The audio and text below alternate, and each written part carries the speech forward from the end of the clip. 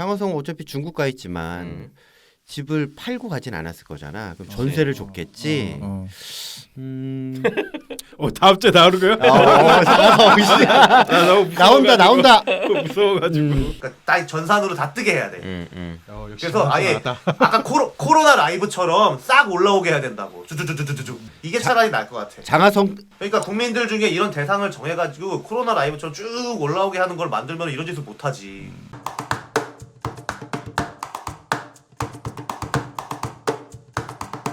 어제부터죠. 어제 오늘 해서 재보궐선거 사전투표가 되고 있고요. 지금 사전투표율도 여전히 9%인가 9%대였던. 네. 지금 그래서 지금 또 다음 주 수요일 날 본선거를 앞두고 있습니다. 서울시장 같은 경우는 사실상 박영선 후보와 오세훈 후보의 2파전이고 또 이제 부산은 허경영이 나왔던데? 아닌가? 네, 허경영 씨죠? 그치? 나왔죠. 후보로 나왔어요. 아유 그 버스 엄청 돌아다녀요. 버스가 그냥 그래? 그 요괴. 나는 왜 이렇게 조용한가 했는데 서울엔 돌아다니는구나. 아유 우리 동네 노원구에서는 박영선보다 허경영이 더 자주. 나도 많이 봤어. 요새 트럭은 전략으로 찍었나 보다. 그쵸? 하늘궁 어디 있어? 허경영이 훨씬 많이 다녀. 현수막도 더 많고. 나는 이번에 보니까 드디어 그 김어준의 옛날에 나경원 1억 피부과 시즌 2가 시작됐던데. 페라가모? 네. 오세훈 페라가모 뭐 그 생태탑. 나 아예 기사 자체를 안 봤는데. 그게 TBS 뉴스공장에 나와서 할 얘기냐고요, 인터뷰에서. 아니 저기 그쪽 방송이니까 당연히 해야 될 얘기지. 페라가모는 뭐야? 백바지기 때문에 무조건 페라가모래. 백바지에 그 좋아 보이는 구두를 신은 거 보면 페라가모인 것 같다고. 아 그렇게 얘기한 거야? 상표를 그 브랜드를 본 게 아니고. 그 신발 벗겨서 볼 수는 없잖아. 식당에 저기 신발 벗고 벗고 들어간 걸 들어가는데 벗고 들어가서 이거 신발 그걸 본 정리하다가 거- 봤나? 그거 아니고 모르겠어요. 그건 나도 안 봤어 모르겠어요. 기사 그런 거 못하는 거야. 내곡동 보도를 맨 처음 한 건 KBS고 오세훈이 KBS를 고발했어. 거기에 이제 후속 보도로 TBS가 다 받았나 보네. 어쨌든 역시나 네거티브로 계속 갔는데 뭐 CR도 안 맥히는 것 같아요, 분위기. 안 먹혀. 근데 얘기했잖아. 얘네 다시 또 안민석이랑 걔네들 다 나와서 네. 죽은 이명박 걔네 다시 부활시키는 거다. 오세훈이 되면 CR 하나도 안 먹힌다니까. 그럼에도 불구하고 이제 그거를 포기할 수 없는 것 같아요. 지금 그거라도 붙잡고 있는 것 그치, 같은데. 물건 늘어줘야 되니까. 그리고 이제 오세훈 측에서 20대 젊은 친구가 나와서 뭐 찬조 연설 비슷하게 했는데 그게 또 이제 보기 싫었던지 아니면 부러웠던지 박영선 후보 측도 사람 내세웠는데 알고 보니 일반인이 아니라 정당 그쪽 민주당 소속 모였다 활동가였다 이런 식으로 다시 나오면서 또 어차피 이런 진흙탕 싸움에서는 결집해가지고 투표장 가는 거로 승부가 나기 때문에 이거를 상대를 공격해내는 거기보다는 자기 쪽 지지자들에게 호소하는 그런 걸로 계속 하는 것 같아. 그 이제 부산은 김영춘 후보와 박형준 후보의 2파전이고 사실상 뭐 2명밖에 없죠. 근데 난 이건 들은 거 있어. 오세훈하고 오세훈 와이프가 HLB 주식을 6,000주 갖고 있다는 걸 들어서 6천주? 작년인지 언제인지 기준으로 해서 재산 공개를 했었나 봐. 근데 그때 주식을 몇 개를 갖고 있는데 그 중에 하나가 HLB를 오세훈이가 2,000 몇백 주 갖고 있고 와이프가 4,000 몇백 주 국회의원 갖고 있다는 선거할 때 재산 공개할 때 거기에 HLB 넣었나 보구나. 지난주에 많이 울었겠네. 어떻게 되고 있는 거야 내 주식? 보지 마. 만수라. 열지 마. 만수라 오세훈이 재산이 50억이 그냥 50억이 아니야. 그 재산을 갖고 있는 사람들처럼 그냥 똑같이 쫓아가면 돼. 그럼 증식되는 모양이지. 자 그리고 이제 선거 어쨌든 분위기가 심상치 않았던지 더불어민주당 지금 뭐 이낙연 씨랑 김태년 최고위원 같은 경우는 연이어서 대국민 사과를 하더라고요. 그러니까 이런 말도 했어요. 적폐를 다시 받기 위해서 자기들이 또 해야 되는 자기들에게 기회를 더 달라. 적폐 청산을 위해서. 그러니까 또 뭔 얘기를 했냐면 민주당의 내로남불 사과한다. 근데 그 내로남불을 고치기 내로남불을 위해서 협파하겠다고 그러더니 무슨 소리 하는 거야? 기회를 다시 한번 달라 이거죠. 그걸 고칠 수 있는 기회를 다시 한번 달라 그러는데 웃겨서 내가 진짜. 그 선거 앞두고 이제 김상조 씨가 스타트를 끊었죠. 야 내가 지난주 얘기했잖아 김상조 너무 조용하다. 어디 갔냐 이랬더니 월요일날 바로 나오던데 일요일인가 월요일에. 이 벙따의 저주인가? 야, 자, 이 김상조 청와대 전 정책실장이 그 임대차법 있잖아요. 그거 하기 전에 본인 소유 아파트 전세 보증금을 14.1% 인상했다고 언론에 나오고 나서 바로 이제 대통령이 정책실장을 경질을 했습니다. 김 실장을 어디선가 고발을 했어요. 그 고발을 하는 바람에 지금 경찰청 국가수사본부에서 이제 수사에 들어갔고 참고로 후임에는 이호승 경제수석이 정책실장으로 임명이 됐습니다. 그 GDP 통계도 네. 그 저기 제대로 해서 암기 못하고 암기 못했다가 대답 욕먹은 못했던. 아저씨가 지금 정책실상에 들어갔고요. 자, 근데 김상조 씨만으로 끝난 게 아니라 뒤이어서 박주민 의원이 갑자기 떠요. 잠시. 왜 떠나 했더니 이 사람이 이제 그 임대차법을 발의했잖아요. 그 전월세 5% 인상 제한 법안을 발의를 했는데, 네, 막상 보니까 본인 보유 아파트 신당동에 있더라고요. 임대료를 약 9%를 올렸다고 이제 언론에 나왔어요. 그러고 나서 난리가 나니까 이제 이 사람은 무조건 이제 사과를 했고, 이 박주민 의원이 이제 박영선 서울시장 후보 캠프의 이제 홍보 디지털 본부장직을 맡고 있었는데 거기서 물러나는. 박주민 하면 그거 아니야. 거지갑. 그렇지. 뭔가 옷에 양쪽에 주렁주렁. 그렇지? 무슨 플러스 저기 북한 장교 그거 마냥. 그다음에 세월호 거지 변호사잖아. 네. 이번에 봤더니 씨 그도 거지 그거랑 왕자야. 거지 왕자. 그거 같아. 개방 방주. 물론 와이프도 같이 뭐 돈벌이 하니까 그럴 수 있다 음. 치는데 알고 봤더니 씨 거지 왕자인데. 지금 뭐 그게 동네 부동산 뭐 업자들 뭐 이렇게 언론 인터뷰한 거 보면은 뭐 그 사람이 싸게 준 거 맞다. 뭐 입주자한테 잘해줬다. 뭐 이런 인터뷰도 있기는 하더라고요. 근데 뭐 일단 기본적으로는 보니까 본인이 그 이제 그게 언제였더라 거의 이제 짤방 같은 거 보면 본인이 한 행동에 대해서 이미 얘기를 했어요 전에. 그러니까 만약에 이 법안이 바뀌거나 하면은 이런 사례가 나올 수 있다 했는데 그 사례를 본인이 한 거야. 그렇지. 몸소. 맞아. 그 사람들이 이제 그러니까 그렇게 해서 그렇게 올리는 사람들을 파렴치 한으로 좀 몰아갔었잖아. 그렇지? 남자는 부동산을 모른다니까. 아 근데 이쯤에서 왜 사람들이 장하성은 안 팔지? 장하성은 어차피 중국 가 있지만 집을 팔고 가진 않았을 거잖아. 그럼 전세를 줬겠지. 다음 주에 나오는 거야? 장하성 씨. 나온다. 무서워가지고. 흑석 선생은 근데 지금- 이미 지나간 건가? 근데 지금 이 사람들이 전세 보증금 이렇게 하고 한 이런 부동산 거래 내역을 어떻게 다 털었대? 그거만 이제 물고 늘어지는 애들이 있는 거지. 그러니까 하고. 이 임대차 보호법이 나온 지가 1년이 거의 다 돼가지 않나? 아니야. 그러니까 언제 나왔어, 얘기는 이게? 작년 초부터 재작년부터 계속 법안 발의를 하겠다라고 했다가 박주민 의원이 이거 대표 발의했다며. 맞아. 그래 걔네들이 한 거야. 그러면은 그때 왜 지랄들 안 하고 지금 한 쥐고 있었나? 이거 어떻게 아는 거예요? 나 그게 신기하더라.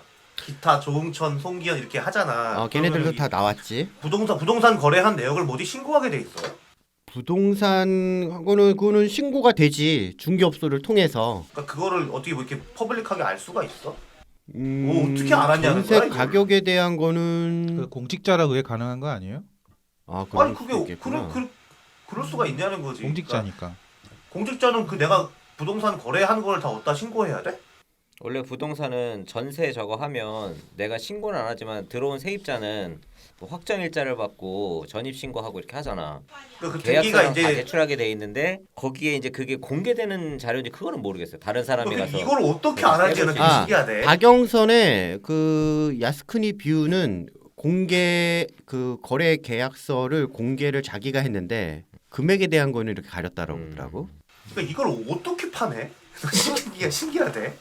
기자들이 건수 되면은 못할 게 뭐 있어 옛날에 자기네 무슨 휴민트 다 있을 거 내가 아니야. 들어오고 보니까 그거 안철수 기자애들은 무슨 떼가지고 묘령의 전수조사 여인들이 하더라. 다 나오지 그런 거는. 그러니까 이거를 나는 옛날에 이거를 지금 생각하니까 계속 따라다니는 놈들이 이게 데이터를 갖고 있는 것 같아.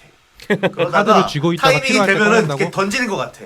그러니까 그게 기자가 아니라 상대 당이든 어든 간에 어쨌든 누군가가 뭔가 갖고 있어야지 이게 이렇게 한 방에 나오지. 안 그러면 이거 어떻게 이게 쭈르륵 나와? 만솔 우리도 같이 할까? 그거 하나?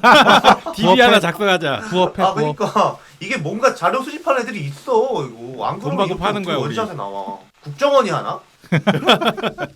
그렇지 않아요? 의심스럽지 뭐 않아 이거? 좀? 그것까지 우리가 신경 쓸 건 아니고. 우리가 신경 쓸 건 아니고 어차피 매매 가격이야 등기부등본 띄워보면 나오는 건데 전세 가격은 뭐 걔네들의 능력이라고 봐야지 기자애들은. 뭐 그래서 어쨌든 나는 이참에 공직자는 이 거래도 다 신고를 받아야 된다고.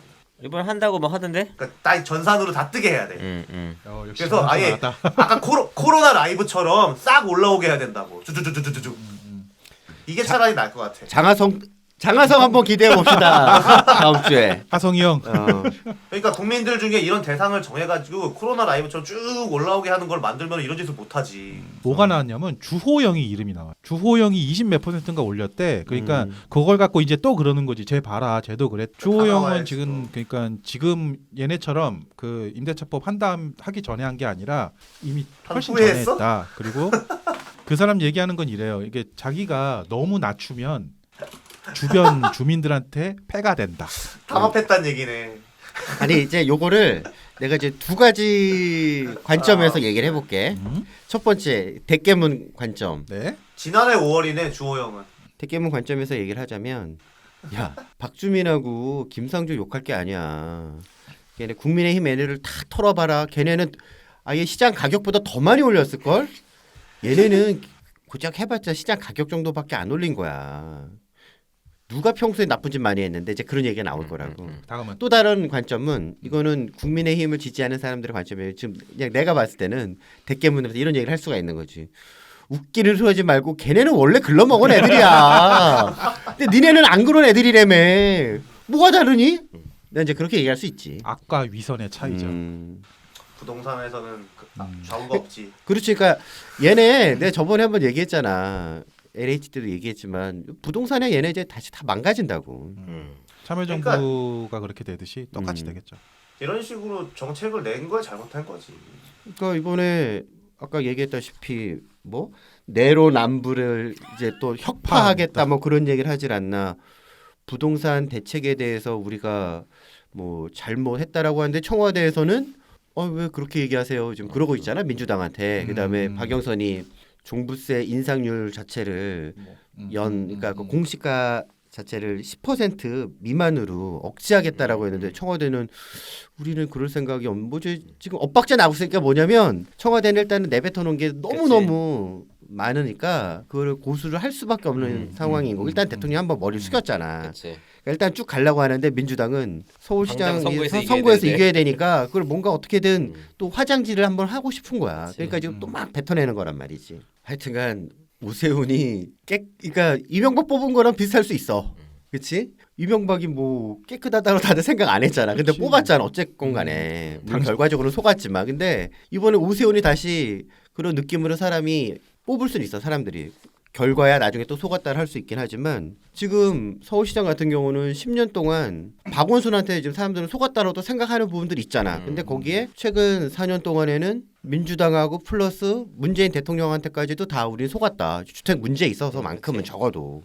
그러면 내가 지난주에 얘기했다시피 야 쟤네 때는 가격 떨어졌는데 그리고 제가 뭐 규제도 풀고 뭐 한다라고 하면 오히려 집 살 기회라든지 아니면 가격이 좀 더 이제 간정화되는 거 아니야라고 생각할 수도 있는 거잖아. 그래서 오세훈이 페라가모를 신었든 생태탕을 먹었든 내곡동 가서 사진을 찍혔든 아무런 상관이 없다고. 지금 부산도 지금 그런 분위기. 부산도 마찬가지야. 여론조사가 선거 들어가기 전에 이제 마지막 할 수 있는 기간이 있잖아요. 그때 발표된 거 보면 거의 막 박형준은 60% 육박하고 김영춘 씨는 20에서 30 요 정도에서 그래. 사실상 이미 끝났다고 보는 사람들도 처음에 있거든요. 그 걔네들이 부산 같은 경우는 가덕구 때문에 화들짝 놀랬잖아. 이거 다. 근데 지금 박형준도 똑같아. 저놈이 이미지 세탁을 TV 나와서 많이 하긴 했는데, 근데 또 보니까 그렇게 또 탐탁지만도 않아. 삶의 궤적을 보면 일하는 거나 보면. 그러니까 결국은 또 이렇게 돌아가는 거야. 사람들은 뭐 최악, 뭐 차악 그거 얘기하잖아. 간에 서울에서는 박영선이랑 민주당이 지금 현재 청와대랑 최악이라고 생각을 해서 차악이는 오세훈한테 지금 표가 가는 거고 4년 부산도 만에 마찬가지라고. 거꾸로 됐지. 고작 4년 만에. 그렇지. 오세훈이 차악이라니. 그러니까. 그 심지어 이낙연 대표 같은 경우에는 그 동대문 플라자 있잖아요. DDP? 그거를 이제 되게 폄하를 하더라고요. 이제 가만히 이제 선거철 앞두고 되게 나는 야구인으로서 오세훈을 용서할 수 없을 것 같아. 왜? 그건 맞아. 동대문 운동장을 날려버렸잖아 이 새끼가. 동대문 야구장? 추억의 공간인데. 그것도 이제 오세훈 씨가 그거 DDP 디자인한 사람 유명세 어버가 숟가락 얹은 거잖아요. 그분 돌아가셨어. 누군가 이런 말을 했거든요. 그럼 박원순이 그 서울길 낸 거 그거 있잖아. 무슨 다리에다가 막 해서 한 거 하고 그 신발 그 무슨 헌신발 같은 거 저기 이제 조형물로 해서 하나 큰 거 해놓은 거 있잖아요. 뭐 그거랑 독인기 기닌 것 같거든요. 저는. 야구인으로서는 용서할 수 없는. 근데 DDP가 약간 서울에 치면 거기가 약간 좀 붕 뜬 느낌이야. 외계 약간 UFO 같이 이렇게 떠. 다만 이제 이런 우려는 있지. 음. 저것도 씨 이제 저기 반포대교 남단에다가 세빛 둥둥선 만들었잖아. 이번에는 저기 세빛 투? 예를 들어서 저기 그 북단에다가 또 뭐 하나. 아 그래서 만든다라든지. 오세훈이 되면 HDC가 뜬다는 얘기가 돌고 있어요. 요즘. 아 뭔가 한다고 해서? 그다음에 또 뭐가 있냐면 아라뱃길. 아 네.